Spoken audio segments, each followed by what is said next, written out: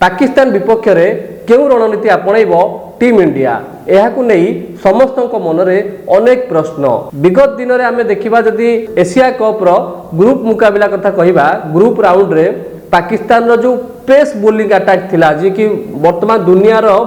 सबुठु खतरनाक bowling attack कहुच्छी साहिल शाह आफरीदी हरीश रफ नसीम शाह एमानकु सामना करि पारि नथिले team India top order batsman किंतु आगु सुपर 4 मुकाबला आसंता काली सुपर 4 मुकाबला रे मुहामुही हेबे पुणी थरे भारत और पाकिस्तान एहाकु नै समस्त मन रे अनेक उत्साह रही सुपर 4 मुकाबला रे कौन रणनीति आपणब team India top order batsman super 4 मुकाबला रे केमिति पाकिस्तान जो पेस बोलिंग लाइनअप को टार्गेट करिवे रोहित बाहिनी एहाकु नै बड़ प्रश्न जदियो प्रथम मैच रे ईशान किसान हार्दिक पांड्या किसी रक्षणात्मक और जबरदस्त खेल प्रदर्शन करते किंतु एथर समस्त नजर रही विराट कोहली रोहित शर्मा शुभमन गिल जो टॉप ऑर्डर बैट्समैन अच्छा से पुणी थे निज भूल को सुधारी पुणी थे सामना को आसवे और पाकिस्तान जो बोलिंग लाइनअप को फेस करेंगे आउ गोटे कथा आपको कही रखा चाहूँगी एथर एशिया कप फाइनाल मुहामुही हो पारती भारत और पाकिस्तान पुणी थे जदि आप सुपर 4 मुकाबला पर जदि बांग्लादेश और श्रीलंका को उभय टीम परास्त करती भल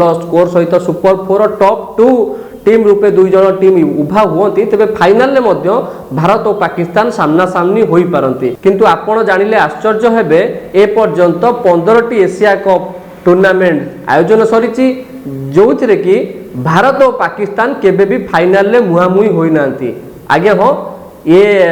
पूर्व इतिहास कहूँ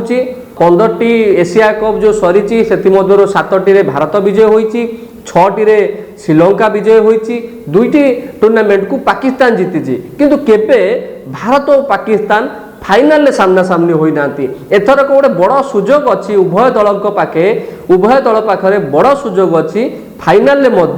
भारत पाकिस्तान मैच देखा मिल पारे जदियो ये परिकल्पना आगामी दिन में स्पष्ट हम आगामी दिन में कौन रणनीति दुई टीम अधिनायक जदि कहवा रोहित शर्मा एपटे बाबर आजम दुई टीम अधिनायक केमिति रणनीति नहीं पड़िया को ओह्लौंती केमिति विरोधी को फेस करुचंती तापर ही चित्र स्पष्ट हम किंतु ये हूँ स्टैटिस्टिक आज पर्यंत 15टी एशिया कप रु 7टी भारत विजय हासिल करिछि 6टी श्रीलंका विजय हासिल करिछि 2टी टूर्नामेंट को पाकिस्तान अख्तियार करिछि किंतु भारत और पाकिस्तान केबे भी आज पर्यंत फाइनाल टक्कर होइनी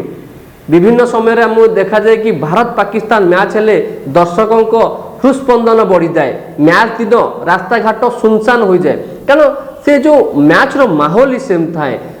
दिन थिला पाकिस्तान भारत ऊपर क्रिकेट रे राज करुला बहुत मैच रे पाकिस्तान विजय होतिला किंतु पर मुहूर्त रे जदि आम कहवा कि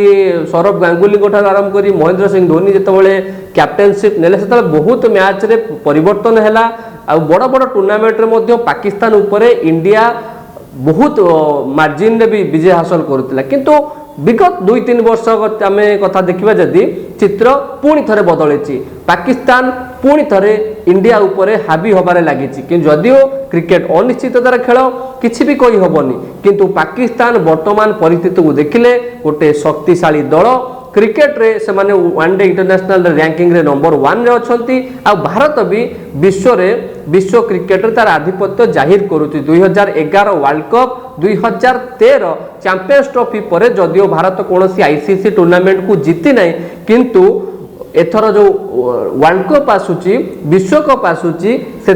अनेक आशा रखिंट कि जेहेतु भारत रे मैच होउची 2011 जितेबाला आम जीति भारत रे आयोजन होउतिला 2023 रे भारत रे आयोजन हम तो निश्चित भाव में भारतीय दल कोना कोठी अन्य देश मानक अन्य माने शक्तिशाली देश मानक आगे रही समझे आशा करुँच कि सबू भितर विश्वकप कथा जब आम कहवा टीम सिलेक्शन सरी संभाव्य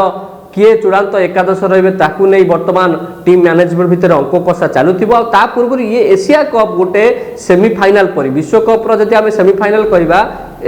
वर्तमान एशिया कप को एशिया कप प्रदर्शन निश्चित भाव में खेलाड़ी मनोबल को बढ़ेब आउ विश्वकप रे से माने भल प्रदर्शन करिवार ये जो प्लेटफॉर्म एशिया कप ही दब तो एशिया कप रे आपण जानथिबे मुझे आगु कही आसंता काली फेस टू फेस होगा जाउचंती दुई पारंपरिक प्रतिद्वंदी भारत और पाकिस्तान यह ऊपर वर्तमान समस्त नजर जदियो वर्षा बाधाप्राप्त होता प्रथम मैच ए मैच रे मध्य वर्षार आशंका को आम एड़ाई दि जाई पारिबो नहीं कारण ए मैच रे जदि वर्षा हबो ता सत्वे मध्य गोटे रिजर्व डे मध्य रही जदि आसंता काली खेल बाधाप्राप्त हैला तो सोमवार मध्य रिजर्व डे रे खेल हो पारे तो निश्चित भाव आम आशा करबा आसंता काली ही खेल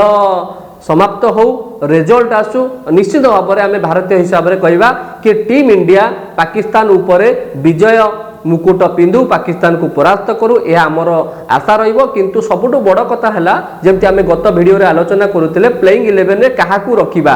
ईशान किसान खेलिबे ना केएल राहुल खेलिबे आमर दर्शक माने जो कमेंट बॉक्स में मतामत देइचंती बहुत दर्शक चाहूचंती कि श्रेयस आयर को जगह केएल राहुल को खेला जाऊ केएल राहुल ईशान किसान दी जन खेलतु श्रेयस आयर को बाहर करा जाऊ आउ किछि दर्शक चाहूचंती खेल प्रेमी चाहूचंती कि सूर्य कुमार यादव को भी सुजोग मिलू कि तार भितर सबुठ बड़ कथा होची टीम सिलेक्शन टीम मैनेजमेंट से माने कोन निर्णय करिवे कैप्टन रोहित शर्मा को माइंड रे कोन चालुची से माने काहाकू टीम इंडिया रो जो 11 प्लेइंग 11 अछि काहाकू शामिल करिवे ये गोटे बड़ प्रसंग रहउची जदिओ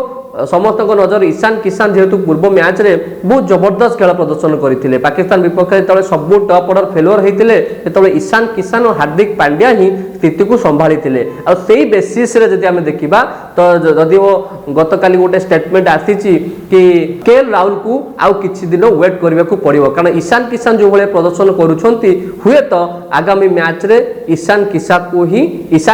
को ही देखा मिल तो निश्चित भाव आपन को कौन लगुच आसंता काली मैच रे फलाफल कौन हम आउ जो फाइनाल मैच अच्छी आपण केते जण चाहूचंती भारत और पाकिस्तान मध्य एशिया कप रो फाइनाल हो आपण माने आपणक मतामत कमेंट बॉक्स रे दियंतु वीडियो को लाइक करंतु शेयर करंतु आपणक भल पाइबा पई आपणक बहुत बहुत धन्यवाद।